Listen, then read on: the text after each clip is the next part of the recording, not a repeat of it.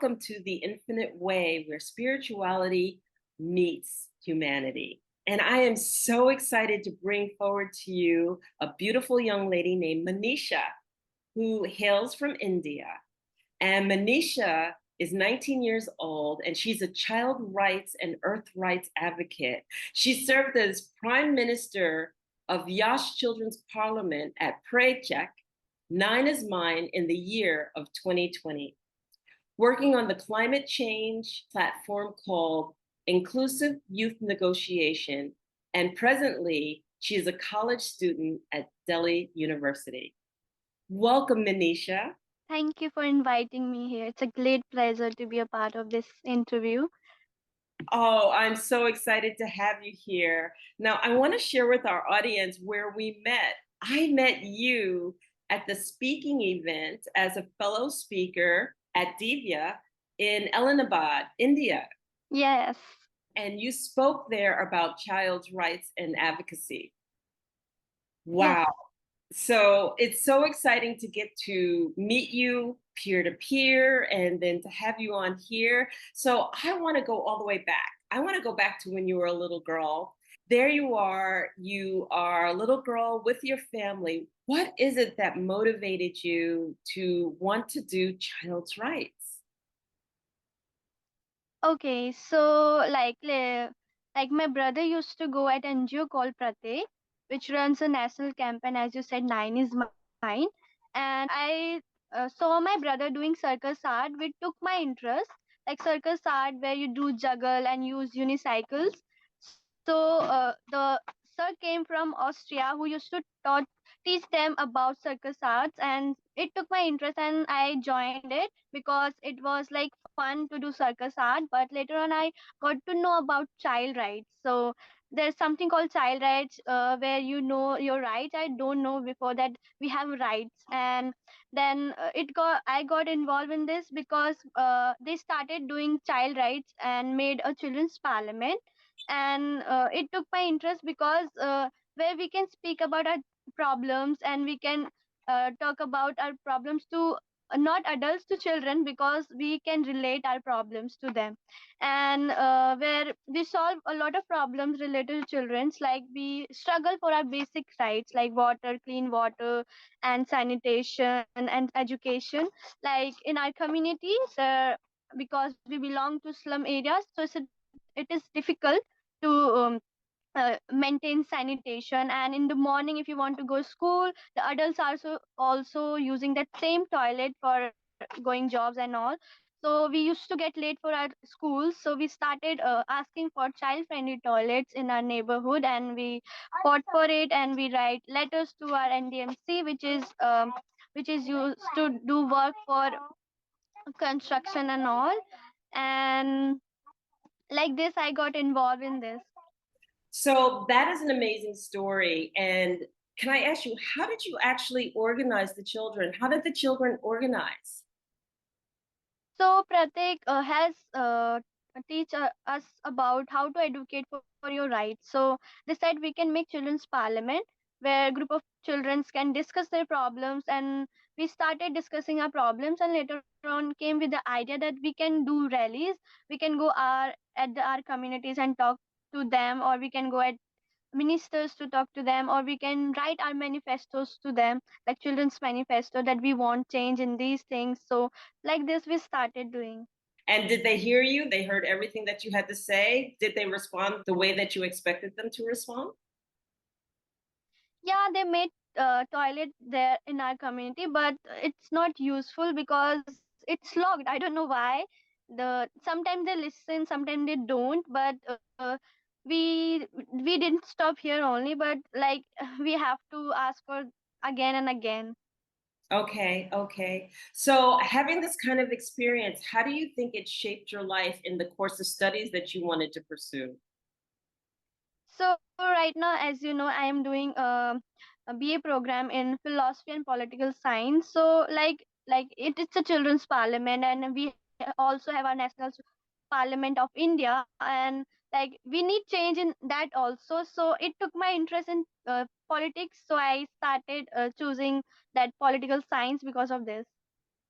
Now, I just want to pause here for a moment because when I saw you speak at the Divya conference in Ellenabad, and for those of you who don't know what the Divya conference is, it's a youth leadership conference that's held.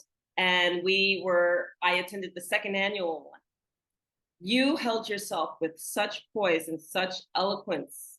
And I was just like amazed because there are adults who couldn't speak as well as you.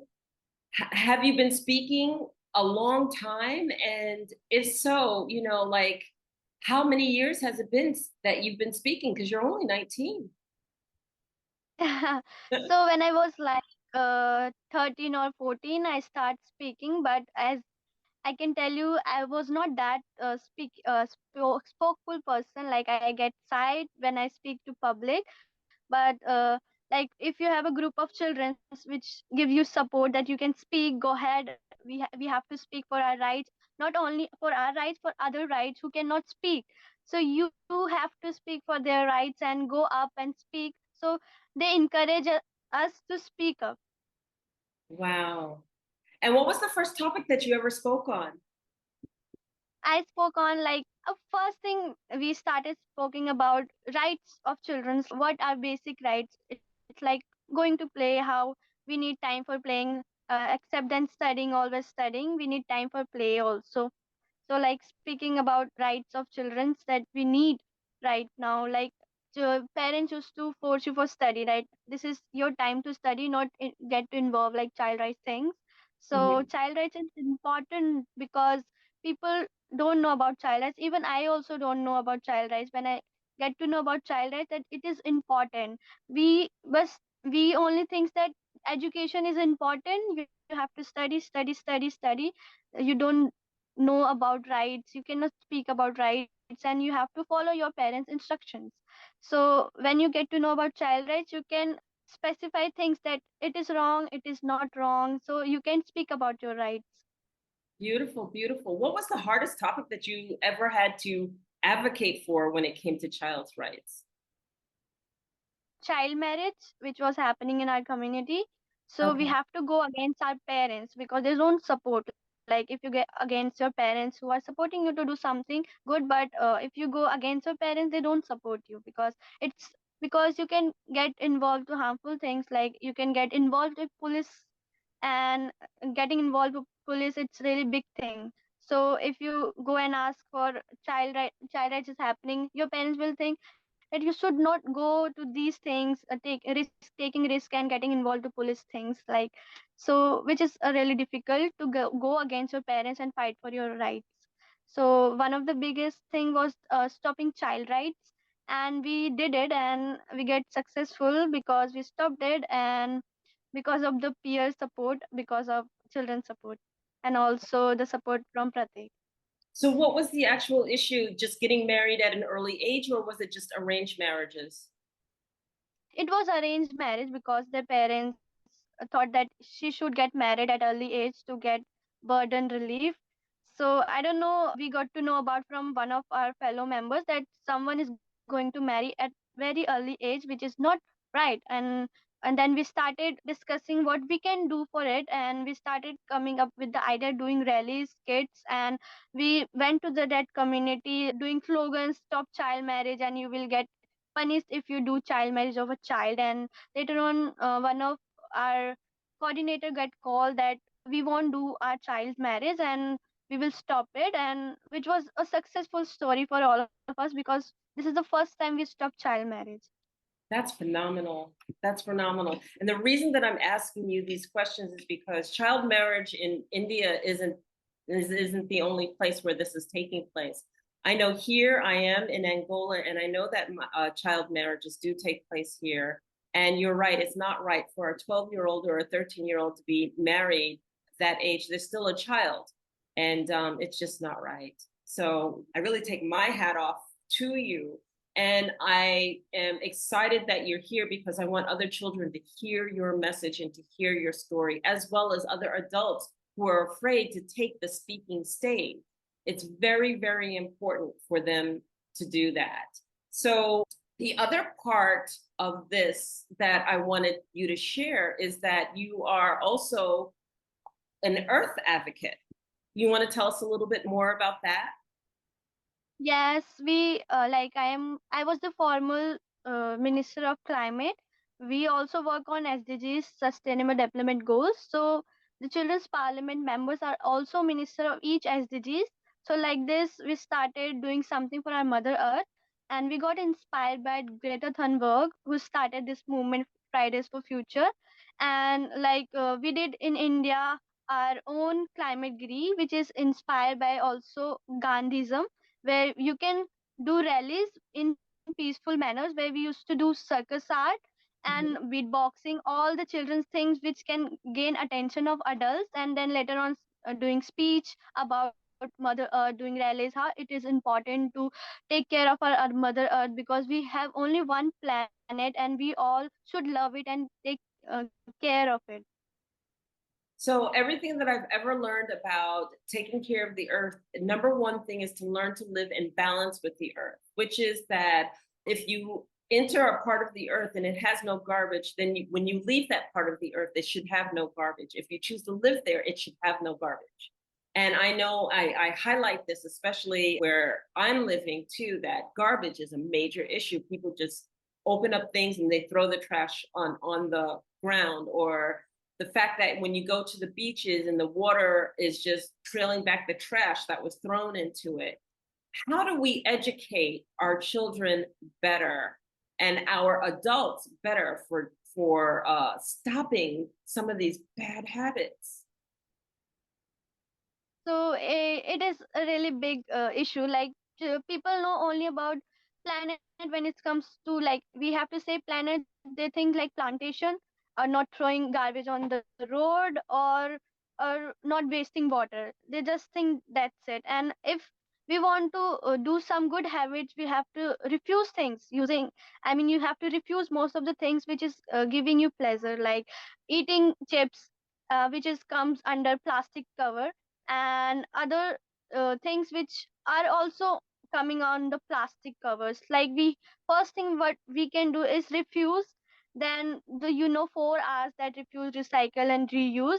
If you practice these things, it will help you to reduce our problems of climate. Beautiful, beautiful. So, how long have you been an advocate for the earth? Earth, we started in 2018, 2018, or sorry, 2019, I guess, when Greta started speaking about it, and we also used to do things. But then we thought there is something called climate, which is a really important part of our Earth. I mean, like, child rights, also with child rights, there is important of Earth rights, because we need planet, then our rights come. So first we need to take care about our planet, then we can speak about our child rights. So Beautiful. if planet is safe, then our rights are also safe. So, what message would you really have to say to everybody out there regarding the planet, then, if you had the opportunity to just share from your heart? So I just want to say that if you get a chance to save our mother earth, just do it. Just refuse things and do that 4 R's, like refuse, recycle and reuse, and tell others that your small initiative can make a big change. If you stop using plastic, or stop using like jute bags and other things, alternatives of plastic, so you can make a good change. A little thing can make a change. So don't think that if you only do, then things will get changed. Like, little by little you can make a big change. I so agree with you. And you know what? I just want to highlight this to our audience. Here it is, a 19-year-old is able to articulate beautifully exactly what needs to take place to save our Mother Earth. Why is it that we as adults aren't leading by example? So, therefore, when you feel that moment that you want to throw that piece of garbage on the street, don't. Find a garbage can, hold on to it, and find one. holding on and saving water is real. There are some people who can only get limited amounts of water, and there we are. We waste it. We just let it run.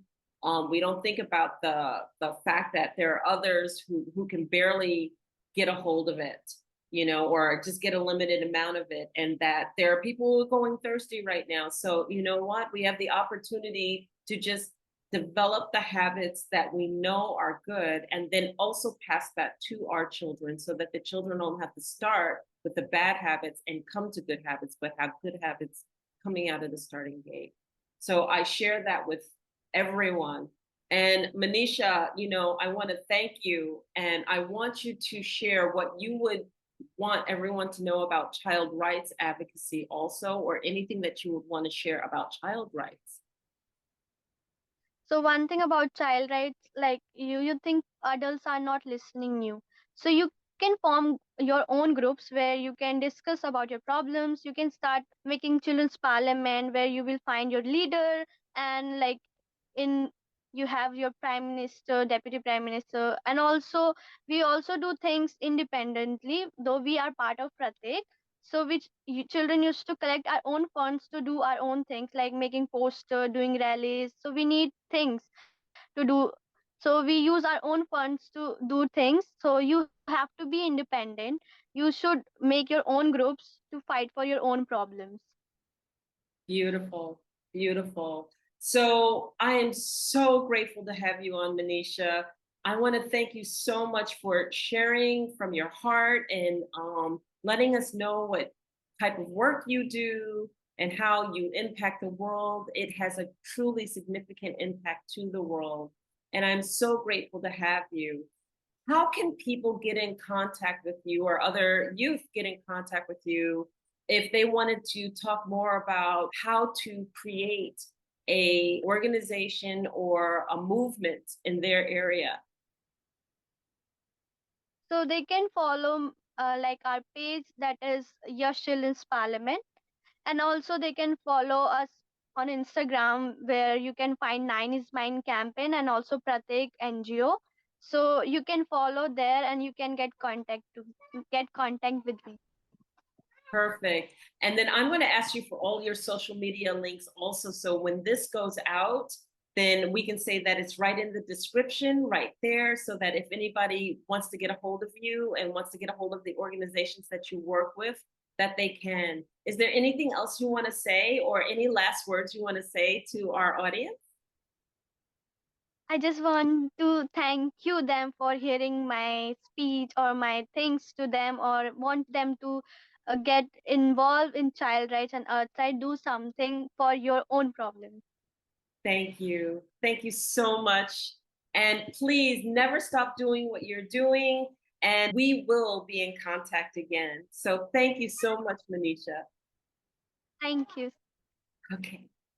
Bye.